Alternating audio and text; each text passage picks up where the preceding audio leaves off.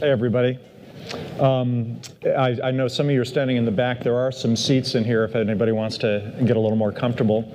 And I'll try and go fairly quickly through this so we can maybe catch up a bit with the schedule, but I'm not going to skip anything useful. So first of all, some of you may not know who I am. So I've been in the games industry since 1980, so I'm one of the old timers. Worked on arcade games. I was at LucasArts for many years. I was a freelancer for 17 years and worked on a lot of different projects, including what has now become known as neurogaming, and that got me interested in this whole idea of neuroscience and how that impacts games and what we can do with it. But also two of those games, Indiana Jones and the Fate of Atlantis and Mata Hari, I worked with a fellow named Hal Barwood, who was a film producer, writer, director, and he had a lot of influence on me. He taught me a lot about how we can learn from what the film industry did a long time ago and how that applied to video games. There's a lot of lessons I think we can also glean moving into VR, and I'll apply some of those. You'll be hearing more about Hal as I go through this. I spent 4 years up until just 2 months ago as chief game designer at Google, and worked with the Tango AR team and the Daydream VR team, and have a lot of background on those things because of that, and left the company because I really wanted to get back into actually making games, and happy to say that I'm starting to do that on this whole VR and neuroscience side of things. But it was great having Ricard's talk just before this, because a lot of what he did was sort of outward facing, and I'm going to talk about a little bit about what's going in here, and you'll see that they mesh together very well. So neuroscience and VR. It may seem like kind of an odd combination, but I think what I'll be talking about today, you'll see that immersion and presence have been bandied about a lot. I'll delve just briefly, as this is a very, very short talk, into what that actually means in the ways that our brain interpret things. And I think there's really some significance to this, that most of you, I think, are probably believers that VR is significant. And I'll try and explain why we get the kind of feelings we do when we experience VR. I'm going to talk about being a good pastry chef, and I'll let the talk explain what that is all about. But I'm going to focus on 3 things in particular that I think are interesting and are kind of some of my top 3 of what's exciting about VR. That immersion thing of feeling in the world, gaze, which Ricard also mentioned, which I think is very important, of being able to look at something and have the characters know where you're looking, and proximity, which I think hasn't really been talked about very much, because I don't think people realize just how significant it is that VR can make us feel that we're really close to somebody else physically, and in a way that has never been possible before. And all of that is, to some extent, enabled by a little part of our brain called the amygdala. So I'll go into that on the neuroscience side. But finally, what I hope to do is talk about how you can use some of these insights in your game, and how that can be helpful for you moving forward into some of these new areas that people haven't explored yet. So for a long time, we've been trying to get you closer to the action, growing the screens. Certainly with video games, and television, we've gone from, way back when there were smaller, even black and white sets, to, color, to bigger and bigger sets, and then higher and higher resolution, and still getting bigger. But all of that, even up to movie screens and IMAX, has been trying to make the screen as big as possible. And even though that's succeeded in helping with this sense of being in the action, it hasn't really gotten you there so that you felt that you're in it. And what, of course, we've been able to do finally is put you really close. And this is something that, for 100 years on the film side, is another story that Hal told me about. D.W. Griffith was one of the early directors and producers of film 100 years ago. He was working with Mary Pickford, the actress, and he realized that you don't have to show the whole body shot. You can get really close put her face up and make it as big as possible. And basically that was an early way to try and sort of trick your brain into thinking that, you know, she's not 30, 50 feet away up on the screen. She's right there in front of you, and have that sense of proximity and that sense of intimacy that triggers a different emotional response than when you see somebody far away. Just to show you that things haven't changed very much in Hollywood, the great line that I heard about this is that he presented this idea of close-ups to some movie executives, and one of them was really upset, and, you know, Griffith said, what's the matter, sir? Says, listen, we paid a lot of money to get Mary Pickford in this thing. I paid for the whole actress. I want to see the whole actress. Don't just give me her head. So, you know, that kind of thinking hasn't changed very much.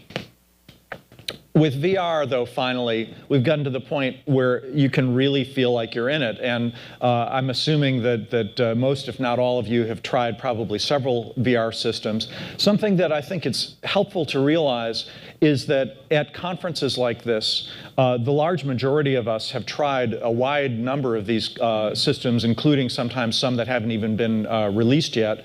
And we've become a little bit jaded. You know, it's like, all right, VR, sure, I've seen it for a while. But think about how so much of the time, you know, still, you know, 99% of the world, more than 99% of the world has never experienced even cardboard. And we have a lot to go to educate people with that. I'm sure a lot of you have shown people a VR system for the first time, and you want to show them a feature, and they're spending the first 10 minutes just looking around, kind of, I can't believe that they can turn their head and see stuff all over them, all around them. That sense of actually being in a place is amazing, and it's certainly what grabbed me the first time I saw VR. I actually had the pleasure of trying one of what was called a tag room before the Weve was widespread. There were a couple of these places. One of them was at Google, and I didn't really know what I was getting into. I just knew that it was some kind of virtual reality thing, and I tried virtual reality going all the way back to the 80s and the very earliest stages of it, and had become pretty skeptical and disillusioned. But there were a couple of moments in the first demo I saw that really grabbed me. The very first thing was that they put the headset on me, and then I walked into a little room. There was a small table, nothing else, and there were these interesting black and white patches all over the walls to help orient those early systems before they got better. And on one of the tables, there were two controllers, but he put the headset on. He says, now pick up the controllers. And I said, well, I've got the headset on. So, well, look to your left. And I looked over there, and in the virtual world, I was in a room the same size, and there were the controllers. And I thought, well, that's strange. I mean, it can't possibly work that well. But I trusted him. I walked over, and I put my hand out. And right where the virtual image was, there was the controller. And that chill that I got when I reached out to what looked like just a virtual image and felt the real thing in the real place exactly where that was you know, sort of the first moment where I knew this is really different. This is pretty cool. The demo itself was amazing. You know, I got really into this. You've all seen a lot of these you know, early demos. It's hard to overstate how emotionally impactful it is to have that sense of being in a new space. Everywhere you turn your head, you see this world around you. And that sense of immersion really triggers a lot of other emotions. But my experience as a game designer is when I see something new in the interactive world, one of the first things I've kind of trained my mind to do is go to, how can the players screw this up? And what are they going to do that's going to be a problem? VR, I think, is really one of those things that the old adage of fire being a good servant and a bad master. It's one of those cases. You know, one of the first things that occurred to me is that this actually could be a problem. When I took the headset off, it was another great moment for me in that I felt I had been given superpowers, and by taking the headset off, suddenly I was just back in my own body. And I had this real sense of letdown. And then I got really excited because, wow, it really did feel like superpowers. This is great. But I realized that sense of escapism, that going into another world, is something that we're going to need to deal with. there are a lot of things that people have said about video games. I went through a period in the 90s where there was a lot of concern about violence and video games triggering real-world violence. Happily, one of the things that's kind of quieted a lot of those voices is that just as we've had more and more people playing games to the point where it becomes almost universal, we've had a drop in violent crime in the US and in a lot of other places where people are playing games. And I'm not saying games are responsible for that, but if games were the main cause of making violence happen, then you wouldn't expect it to be going down as more and more people were playing games. The whole addiction thing, I think, is potentially more troublesome. I do think we're going to have to be careful in the future about how we handle this with VR in particular, because that sense of escaping to another world is so strong. Some people, I think, will just be in VR all the time because it's a better world than the one that they're really in. That kind of argument, I remember talking to somebody, again, probably 20 years ago, who said, well, part of the problem is that these games are just so compelling, everybody wants to play them all the time. As a game developer, I think it is your responsibility to make them less compelling so that people don't have that sense that they get stuck with it. And yeah, it seemed absurd. And I've come up with this analogy that I try to use when people use that argument with me. I don't get it often, but even today that comes up occasionally. And that's this whole pastry chef thing I referred to. Pastry chefs are in the business of making these beautiful desserts. They create stuff that is, if they do their job well, it's really tempting, it's delicious.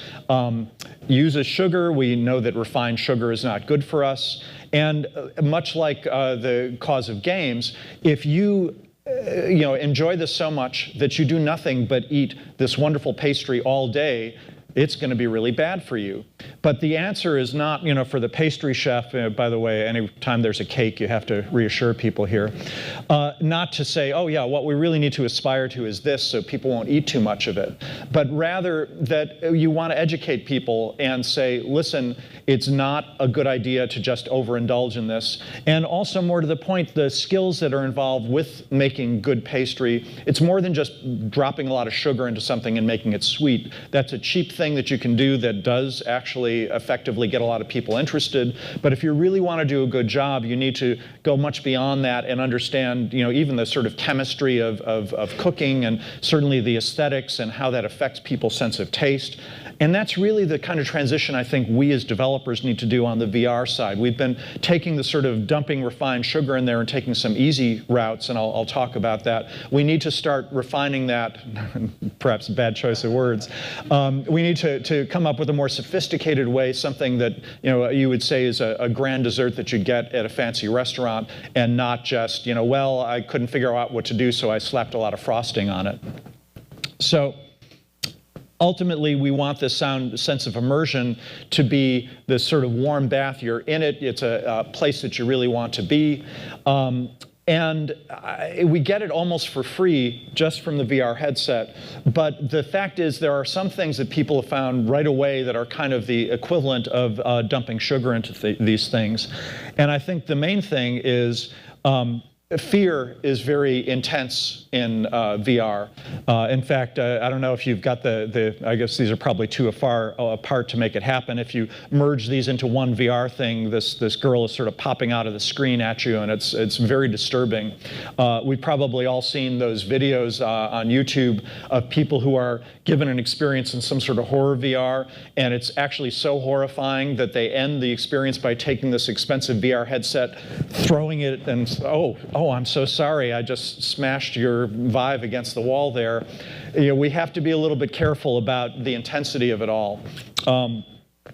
I think that there's nothing wrong with doing horror games, but fear is an interesting thing that I'll be talking about it in a bit. It really goes back again to early movie days, and it's something that people have been playing with in a lot of different ways. And what's going on here, a lot of different parts of the brain. It's tremendously complicated. I want to say, not at all a neuroscientist. I have worked with quite a few, and I'm really interested in all of this. There are many different aspects. This is not even all the different parts of the brain, but just a convenient cross-section. I'm going to focus down on the bottom there. You see something labeled the amygdala. There's actually two of them, one on each side of the brain.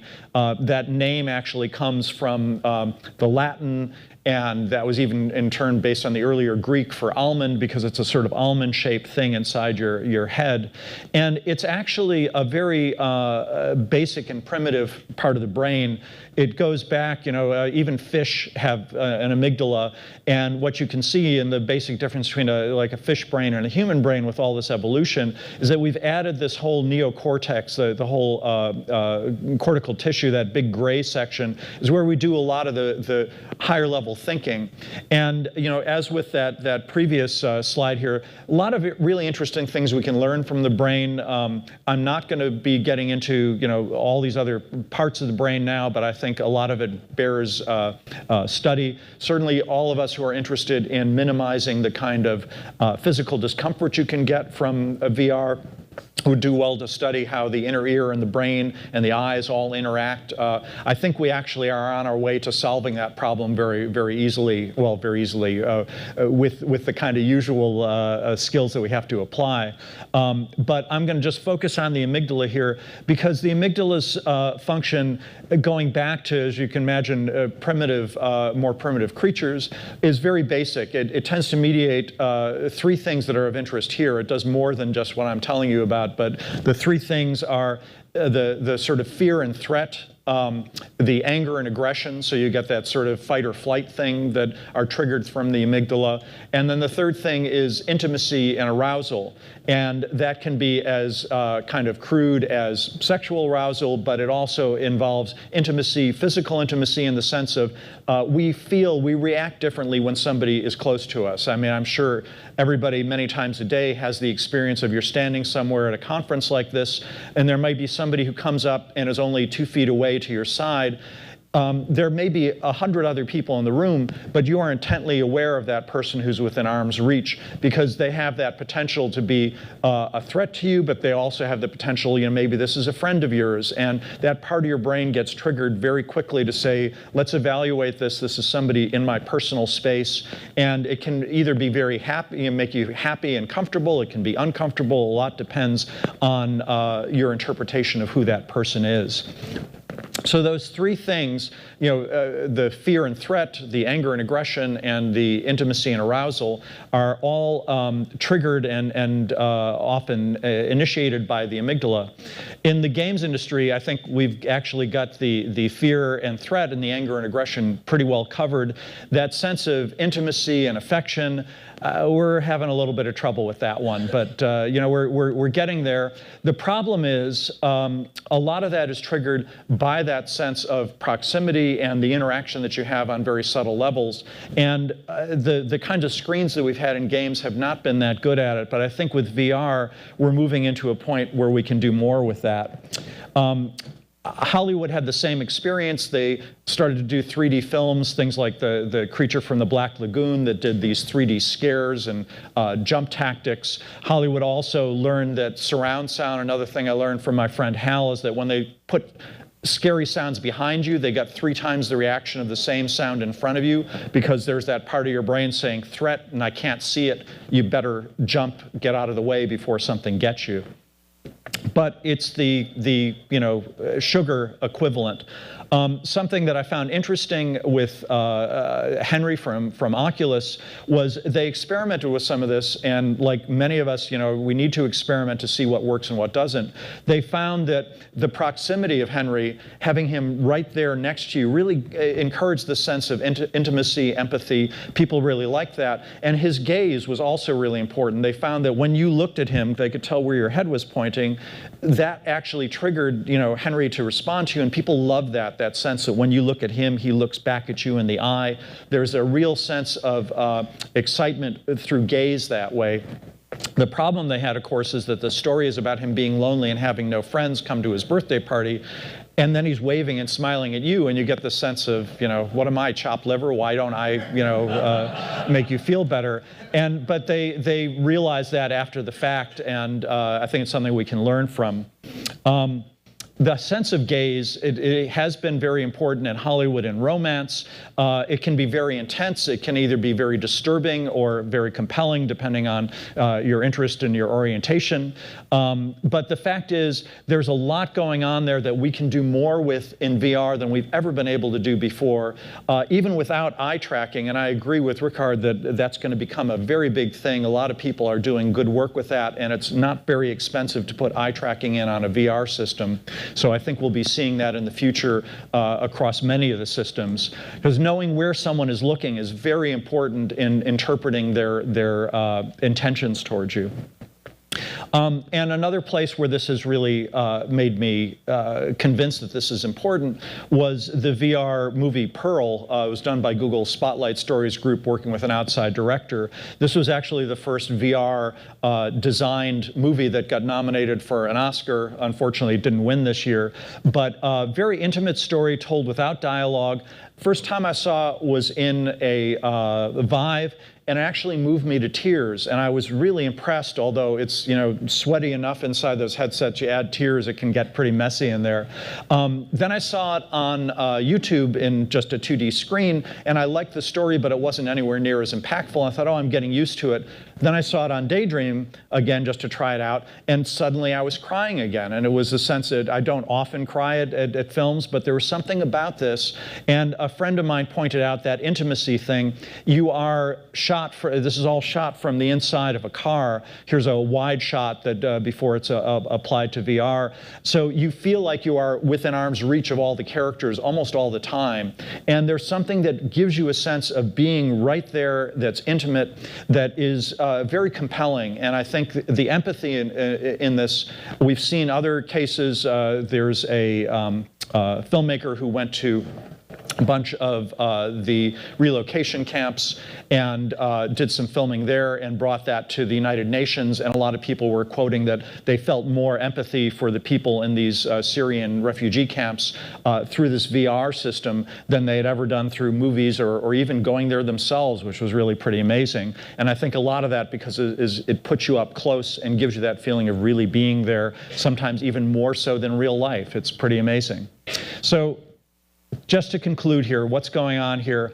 Well, I would like to advise you to be careful about dialing up fear and aggression. I'm not saying don't do that, but realize that it is stronger in VR, so we need to be a little bit careful about this and use it judiciously. There's a lot of room for adding other emotions, empathy in particular, maybe even romance. I think VR films are going to be a thing, even if they're not interactive, just because they give this extra sense of presence and intimacy.